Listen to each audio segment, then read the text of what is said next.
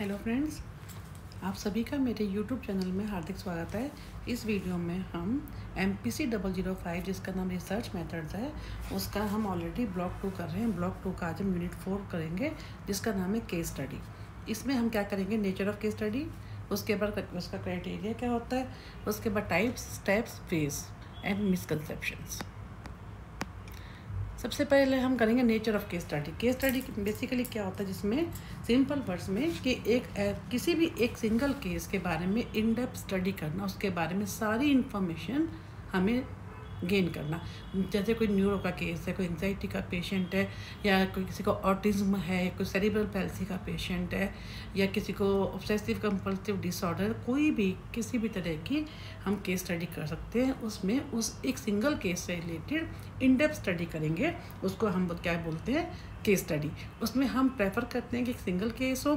कई बार क्या होता है, सिंगल केस की जगह हम वो तो होता ही है, कई बार हमें एक ग्रुप की भी करनी पड़ जाती है, लेकिन ग्रुप में हर मेंबर की वो अलग अलग होती है।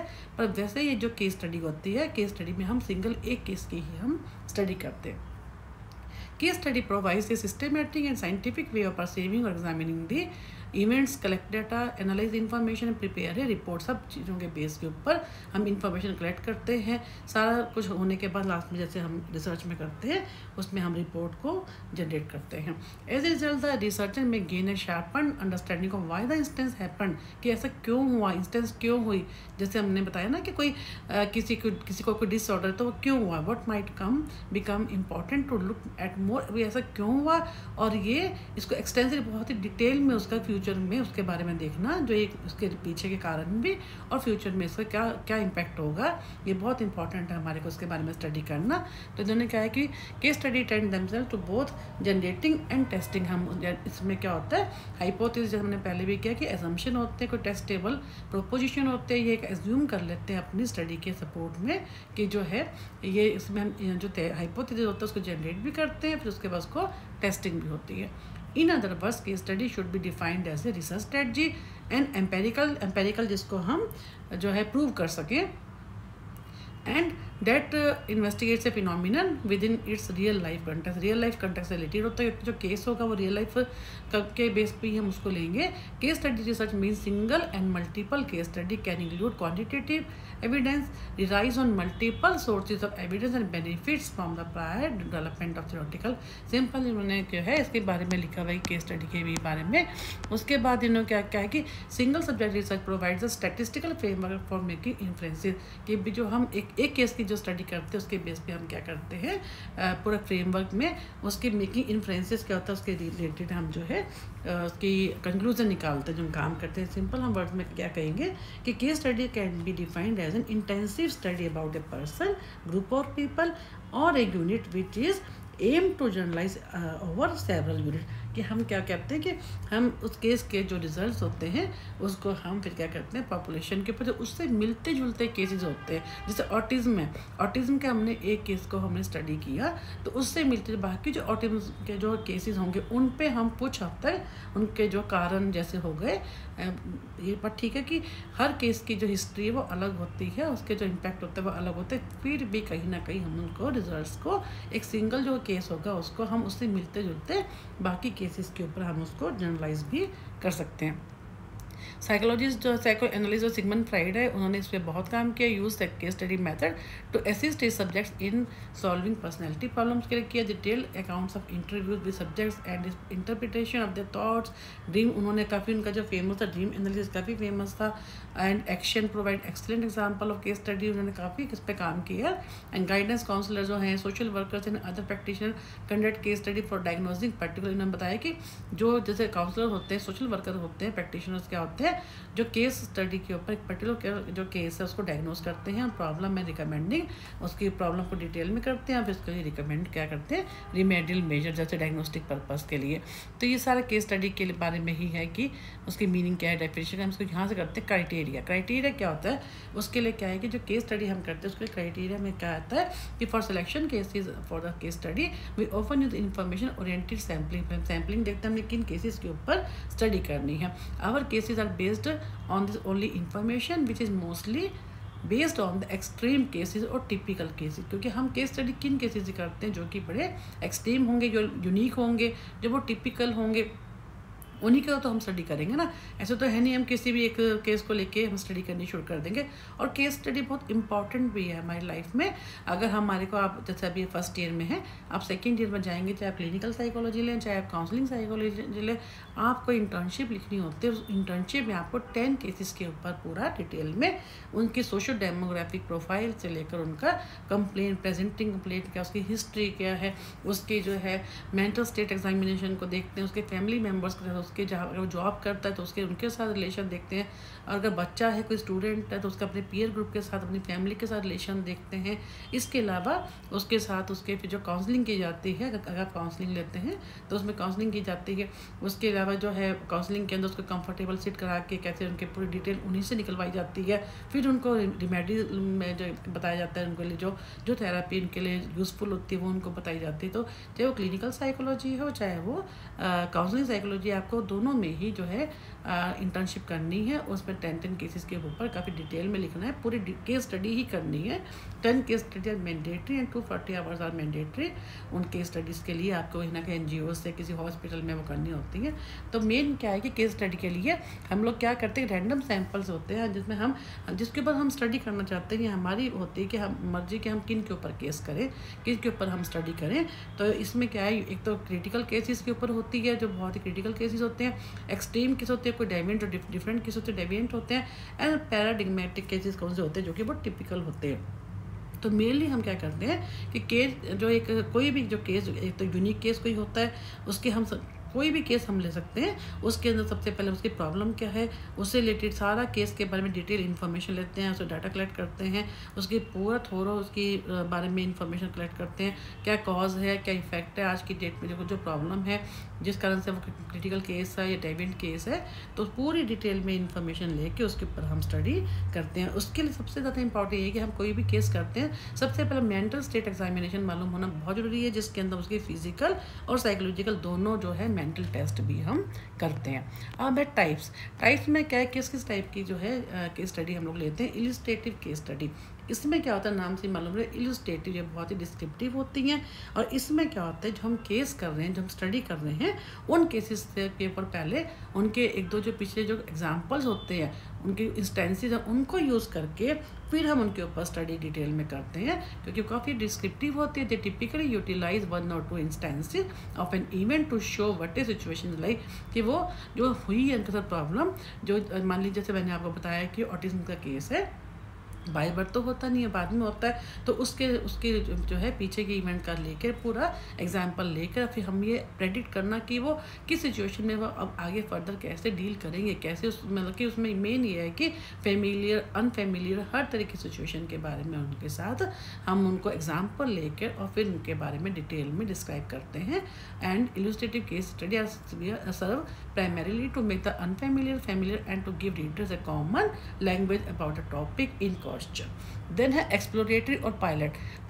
एक्सप्लोरेटरी और पायलट का मतलब क्या है, हम कोई बड़ी स्टडी करना चाहते हैं, उससे पहले हम एक छोटा सा कोई सैंपल, जैसे मैंने आपको लास्ट यूनिट में बताया था कि अगर हमारे जो सैंपल होता है उसमें अगर हमारा 50 का सैंपल है तो हम 2 और 3 पहले हम पायलट केसेस करते कि हम जो हमने टूल्स बनाए हैं, जो हमने क्वेश्चनर बनाया है, जो हमारा स्टडी पर्पस है, क्या वो मीट हो रहा है, कहीं हमें कोई चेंजेस की जरूरत तो नहीं है। तो इसका मतलब क्या है कि इस पे ये वो केस स्टडी होती है जिसमें हम पहले कुछ सैंपल के ऊपर काम करते हैं, उसके बाद हम जो है उसके बाद फिर हम बड़ा सैंपल लेते हैं। This type of case study perform before implementing a large scale investigation, से पहले हम छोटे स्केल पे काम करते हैं। And their basic function is to help identify questions, mainly क्या है, select type of measurement prior to the main investigation। the primary pitfall of this type of study क्या है, इनिशियल फाइंडिंग जो हमारे को होती है पायलट स्टडी से मिलती हैं, उनके बेस के ऊपर हम क्या करते हैं, कंक्लूजन आगे एक हमें आइडिया हो जाता है, वो मे सेम कन्विंसिंग, उनसे हमारे को थोड़ा कन्विंस हम हो जाते हैं या थोड़ा लायबल रहते हैं, enough to be release prematurely as conclusion. उनके बेस पे हम बता सकते हैं कि ताकि हम उसको बाकी पॉपुलेशन के ऊपर लार्ज स्केल इन्वेस्टिगेशन उनके ऊपर कर सकें। क्यूमुलेटिव केस स्टडी, क्यूमुलेटिव का मतलब क्या होता है, जिसमें हम कोई डाटा इकट्ठा करते हैं वेबसाइट से। This serve to aggregate information from several sites collected at different times, different site से हम डाटा लेते हैं। The idea behind this studies the collection of past studies, जो स्टडीज़ हैं पीछे उनके ऊपर लोगों ने काम किया है, उनके थ्रू हम वो डाटा लेते हैं। जैसे मैंने बताया कि हमें ऑटिज्म के ऊपर काम करना है, तो पहले हम जो उसके ऊपर जितनी स्टडीज़ हुई हैं उनके ऊपर हम पूरा डाटा इकट्ठा करेंगे। Will allow for greater generalization without additional cost. उसके बेस के ऊपर हम क्या करते हैं, डाटा लेकर, पूरी इन्फॉर्मेशन लेकर, फिर हम पूरी पॉपुलेशन के ऊपर उसको जनरलाइज करते हैं। इसमें क्या होता है, विदाउट एडिंग कॉस्ट, उसमें क्या होता है, कॉस्ट भी नहीं लगती क्योंकि ऑलरेडी इस पर काम हो चुका है और टाइम भी कम लगता है। यानी क्यूमुलेटिव जितनी भी इंफॉर्मेशन ऑन द वेबसाइट्स है, अलग अलग वेबसाइट से लेकर, साइट से लेकर, उनको क्यूमुलेट करना, फिर उनके ऊपर केस स्टडी बनाना। देन है क्रिटिकल इंस्टेंस। क्रिटिकल इंस्टेंस का मतलब क्या है, ऐसे केस होते हैं जो थोड़े डिफरेंट होते हैं। क्रिटिकल केस है, उसके ऊपर हम ऐसा केस जो कि बहुत रेयर होते हैं, उनके ऊपर हम उनके रिजल्ट को जनरलाइज नहीं करें, और लेकिन उनसे रिलेटेड इंफॉर्मेशन भी हम जो है कुछ साइट्स से लें। This examine one or more sites for either the purpose of examining a situation of unique interest with little to no interest in generalize. यानी जो हम उनके जो रिजल्ट्स हैं उनको हम जनरलाइज ना करें, लेकिन जो इंफॉर्मेशन है उसके लिए हमें कुछ साइट्स की भी हेल्प लेनी पड़े। Auto call into question or challenge highly generalized or universal. मतलब कहने का मतलब ये है, हमारे को जो ऐसा बहुत ही क्रिटिकल केसेस में होती है, उन केस स्टडी के लिए हम क्या करते हैं, उनके केस स्टडी करने से पहले हमारे को कुछ जो है साइट्स की हेल्प की भी जरूरत पड़ती है। This method is useful for answering cause and effect. की मेन क्या है, इफेक्ट हो चुका है, कोई ऑटिज्म का केस है, या किसी को जैसे गुलन-बेडी सिंड्रोम में आप देखेंगे GBS बहुत ही कम, बहुत ही रेयर, कई लाखों में केस होता है। तो ऐसे केसेस के ऊपर उसका हम जनरलाइज तो नहीं कर सकते, लेकिन उस केस को हम स्टडी करने के लिए हमारे को हम जो पीछे जो इंफॉर्मेशन है हम उसको यूज़ कर सकें। स्टेप्स फॉर केस स्टडी, हमें जो सबसे पहले हम जो कोई किसी के ऊपर जो केस स्टडी करते हैं उसके लिए हम किन किन स्टेप्स को यूज़ करते हैं। फर्स्ट है determining the present status of the case. तो सबसे पहले जो केस है हम प्रेजेंट उसका स्टेटस देखते हैं, फिर उसके ऊपर स्टेटस को देख के ही हम उसका जो है एक पर्टिकुलर टेस्ट को हम अप्लाई करते हैं। The first step is to determine the present status of the case through direct observation. उसको ऑब्जर्व करते हैं। In addition to physical examination, उनका फिजिकल एग्जामिनेशन हमने किया है कि वो भी करते हैं। मेंटल एग्जामिनेशन भी होता है जिसका मेंटल स्टेट एग्जामिनेशन बोलते हैं MSE, जिसमें उसके फिजिकल और कॉग्निटिव दोनों फंक्शनिंग को हम देखते हैं। उसका मूड कैसा है, उसका अफेक्ट कैसा है, उसका जो है थिंकिंग पैटर्न कैसा है, उसके जो चल रहा है वो तरीका क्या है, उसकी स्पीच कैसी है, कहीं वो ठीक से बात भी, केस जो है वो बात भी कर सकता है, एंग्जाइटी का कितना है, वो सब चीज़ों को देखते हैं। उसके बाद हम उसके ऊपर स्टडी करते हैं। तो मेनली क्या वो सब ऑब्जर्व करने वाली बातें होती हैं। In addition to physical examination of the case, if psychological evaluation is required to determine the general ability level. For example, to make a case study of a slow learner, को slow learner है, the first thing क्या होती है, determine the present status of the child by making an assessment of his physique कैसी है, और cognitive factor जिसको हम कैसे करते हैं, ऑब्जर्वेशन से, एंड साइकोलॉजिकल टेस्ट जिसको हम मेंटल स्टेट एग्जामिनेशन बोलते हैं। नेक्स्ट है आइडेंटिफाइंग द मोस्ट प्रोबेबल। अब तो ऐसे रीज़न जो है बहुत ही कॉमन है उसके रिलेटेड, उसकी जो उसका प्रॉब्लम है, उसके क्या क्या कारण है, उन्हीं के बेस पे हम क्या करते हैं, अपनी स्टडी का हाइपोथेसिस बनाते हैं। जैसे determine the most probable antecedents of the case, ये क्या होता है, कारण के बारे में मालूम करना is the next important step. This important helps in formulating A workable hypothesis, और जिसके बेस पे हम जो है हाइपोथेसिस को बनाते हैं। For example, in case of the slow learner, उनमें स्टेप 1 में क्या होगा, द रिसर्चर में formulate hypothesis that occurrence of slow learning behaviour किसके कारण से, ड्यू टू अनहेल्दी एनवायरनमेंट। तो ये क्या हो गया, हमने हाइपोथेसिस बना लिया, bad study habits and poor teaching in the school. हमने ये हाइपोथेसिस बना लिया अपनी स्टडी का, जो हम केस स्टडी कर रहे हैं कि जो स्लो लर्निंग उस बच्चे की क्यों है, क्योंकि उसका जो है बैड स्टडी हैबिट्स है, एनवायरनमेंट ठीक नहीं है, पुअर टीचिंग होती है स्कूल में, तो इसके कारण से होता है। तो उसके बाद फिर हम उन सब कारणों के ऊपर आगे पूरे केस के ऊपर इन डेप्थ स्टडी हम करते हैं। देन वेरिफिकेशन, फिर उसके बाद जो हमने हाइपोथेसिस बना लिया, फिर उसके ऊपर हम स्टडी करते हैं, उसके हम देखते हैं कि वेरीफाई करते हैं, अपने हाइपोथेसिस को टेस्ट करते हैं। The case is then checked for the presence or absence of the antecedent. जो कारण हमने लिए हैं क्या वो सही भी हैं कि नहीं, उसके लिए हम स्टडी करते हैं। For example the behaviour slow learning of the child, this involve multi method approach. कौन कौन से ऑब्जर्वेशन भी करेंगे, उसका पास हिस्ट्री भी सारी पूछेंगे, उससे इंटरव्यू करके बातचीत करके पूरी हम इंफॉर्मेशन कलेक्ट करेंगे। देन डायग्नोसिस, अब क्या हुआ, हमारा हाइपोथेसिस भी हो गया, पूरी इन्फॉर्मेशन भी ले ली, अब उसको डायग्नोस करेंगे। उसके बाद आफ्टर वेरिफिकेशन ऑफ एंटीसीडेंट हमारे को सारे कारण पता चल गए, हाइपोथेसिस हमने पहले ही बना लिया था। अब हमें क्या करना, next step is directed towards the diagnosis of the causes, यानी क्या कारण हमें मालूम हो गए क्योंकि हमने वो स्टडी कर लिया। एंड उसके बेसिस पे हम क्या करते हैं, रिमेडियल मेजर बताते हैं कि अब आगे फर्दर उन्हें क्या करना चाहिए। देन फॉलो अप, अब जो हमने बता दिया था उनको, कोई थेरेपी हमने बताई कि आपको कॉग्निटिव बिहेवियर थेरेपी या जो भी आप नेक्स्ट ईयर करेंगे, ये आपको कोई भी हमने उनको रिमेडियल मेजर बता दी है।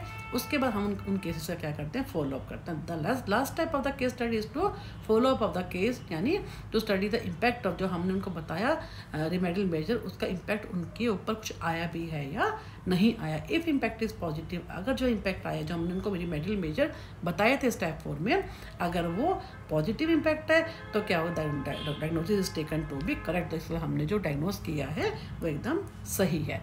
अब क्या वेज ऑफ, हम वेज ऑफ केस स्टडी, हम जो केस स्टडी का यूज़ करते हैं वो किस किस टाइप से हम उनको यूज़ कर सकते हैं। जैसे नंबर 1 पर राइटिंग, इन्होंने यहाँ पे लिखा there are different ways of using case study, ऊपर लिखा ways of using case studies आएगा यहाँ पर। नंबर 1 पर राइटिंग एनालिसिस, सबसे पहले जो हमने केस स्टडी की है उसके ऊपर हम पूरी रिपोर्ट बनाते हैं, उसके ऊपर एनालिसिस करते हैं। The most careful analysis of A case study is probably obtained when it is made in writing. जब उसके ऊपर रिपोर्ट लिखते हैं, पूरे केस की स्टडी करते हैं, उसके ऊपर एक रिपोर्ट राइटिंग करते हैं, तो वो क्या हो गया, फिर उस जो रिपोर्ट को होगा जो हमने एनालिसिस किया है उसको फिर हम आगे पेपर्स लिखते हैं, उसके ऊपर बाकी चीज़ों में पब्लिकेशन में उसको यूज़ करते हैं।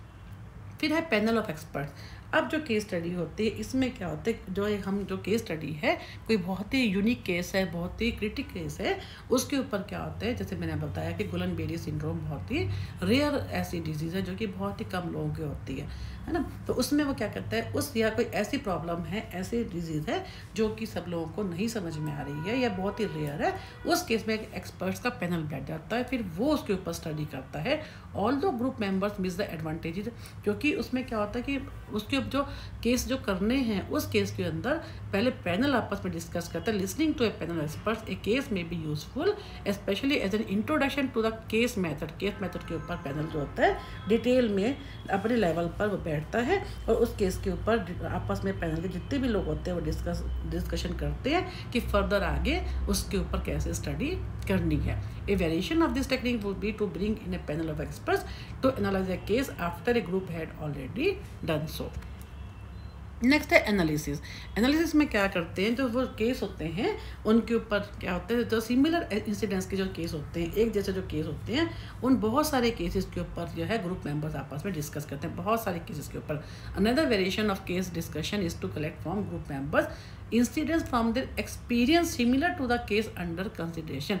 जो केस हैं वो एक जैसे जो केस है, वो जैसे कई सारे मेंबर बैठ गए, मान लो एक ग्रुप में 4 मेंबर बैठ गए, चारों के अपने अपने केस हैं लेकिन एक जैसी प्रॉब्लम है, तो उसमें क्या करते हैं वो आपस में अपने अपने केस के जो रीजंस है, कॉजेज हैं, उसके रिमेडियल मेजर उन्होंने क्या, जो पीछे हम लोगों ने देखा उनकी हिस्ट्री को देखकर उनके बेस के ऊपर generalisation drawn from the case under consideration may carry over to the experiences of other members. बाकी सब मेंबर्स ने अपने अपने जो केस थे उनके बेसिस के ऊपर जो फाइंडिंग्स निकाली उनको फिर वो क्या करते हैं, जर्नलाइज करते हैं। कहने का मतलब इसमें एक से ज़्यादा केस लेकर, सिमिलर केसेस को लेकर जो जितने भी पैनल में जो मेंबर्स होते हैं वो अपने अपने केस को के बारे में क्या क्या उनको एक्सपीरियंस हुआ उनको शेयर करके फिर उसको जर्नलाइज करते हैं। नेक्स्ट है क्रॉस एग्जामिनेशन। इसमें क्या होते हैं कि by cross examination group members with questions prepared in advance they will discover that it is necessary to do careful thinking and preparation before entering into case study, and this technique especially appropriate for use with cases containing a great deal in detail। इसका simple words में क्या होता है कि अपने अपने level पे जो एक्सपर्ट्स होते हैं वो क्वेश्चंस बना लेते हैं और उस बनाकर अपने तरीके जो डिफरेंट टेक्निक्स लगाकर फिर वो केस स्टडी करते हैं। अपने जो उनके लेवल के जो क्वेश्चंस होते हैं वो जब आपस में ग्रुप में बैठ गए पे उन्होंने नए ढंग से अपने क्वेश्चन फ्रेम किए और वो जो उन्होंने क्वेश्चन बनाए वो इंटरव्यू के थ्रू जो है अपने अपने केस के ऊपर केस स्टडी करते हैं। तो ये जो है इसके बाद जो आता है मिसकंसेप्शन। अभी हमने क्या veg of using case study. Now जो है अब हम करेंगे मिसकंसेप्शंस क्या होती हैं। ये आई थिंक ये लास्ट ही है। मिसकंसेप्शन क्या होता है, जब हम केस स्टडी को यूज़ करते हैं कई बार मिसकंसेप्शन हो जाती हैं कि हम गलत तरीके से उसको डील करते हैं, तो उसके कारण से हमारे रिजल्ट भी जो होते हैं वो गलत हो जाते हैं। Generally theoretical knowledge is more valuable. इसके अंदर हम किसी भी जब केस स्टडी पे काम करते हैं तो सबसे पहले उसके अंदर थ्योरेटिकल नॉलेज बहुत जरूरी है, उस केस के बारे में डिटेल इन्फॉर्मेशन जरूरी है, ना कि प्रैक्टिकल नॉलेज के।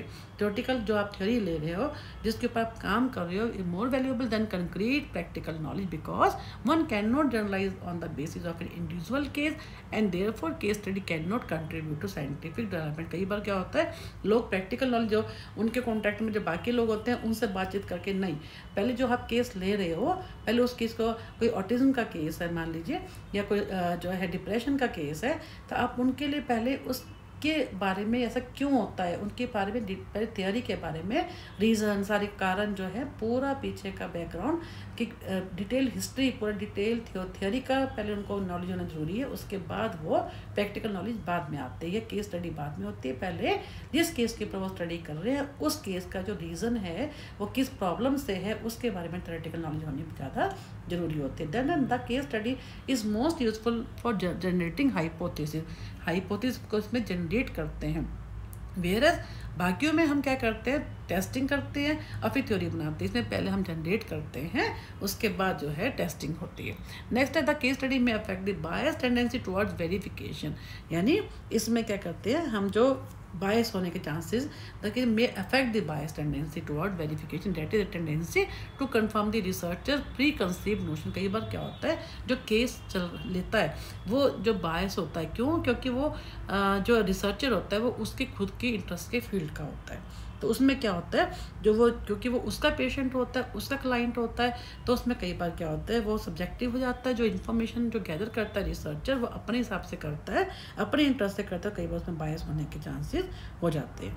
इसमें क्या है, sometime it is difficult to summarize and develop general proposition and theories on the basis specific case. कई बार जैसा हमने बताया अभी पीछे भी कि कई बार क्या होता है, कोई ऐसा केस होता है जिसके जो रिजल्ट्स होते हैं हमें उनको जो है नहीं जरूरत होती जनरलाइज करने की, क्योंकि वो बड़ा यूनिक और क्रिटिकल केस होता है। कई बार हमें नहीं मालूम होता रिसर्चर्स को, या कि गलती से वो जो उसकी फाइंडिंग्स होता है उनको भी वो पब्लिश कर देता है, उसको भी वो जर्नलाइज कर देता है, जबकि वो नहीं करनी चाहिए। तो बेसिकली क्या होता है, कई बार कुछ मिसकंसेप्शंस होती हैं जिनका हमें ध्यान देना चाहिए कि सबसे पहले थ्योरेटिकल नॉलेज होनी ज़्यादा ज़रूरी है। उसके अलावा हमें जो हाइपोथेसिस है, जो हम टेंटेटिव स्टेटमेंट होती है अपनी थ्योरी अपने रिसर्च के जो हम स्टडी कर रहे हैं उसको सपोर्ट करता है, तो उसमें क्या होता है वो जनरेट करते हैं। बायस फ्री होनी चाहिए, जिसमें बायस होने के कारण चांसेस ज़्यादा हो जाते हैं अगर वो रिसर्चर की अपना खुद के तरीके से वो करता है, जो उसका सब्जेक्टिव उसमें इंटरेस्ट रहता है, जो केस है उसका अपना है ना। और या उसमें क्या होता है कि जो है कई बार उसको पता नहीं होता कि ये यूनिक केस है, क्रिटिकल केस है, इसकी जो फाइंडिंग्स है वो उसी तक रखनी है, उनको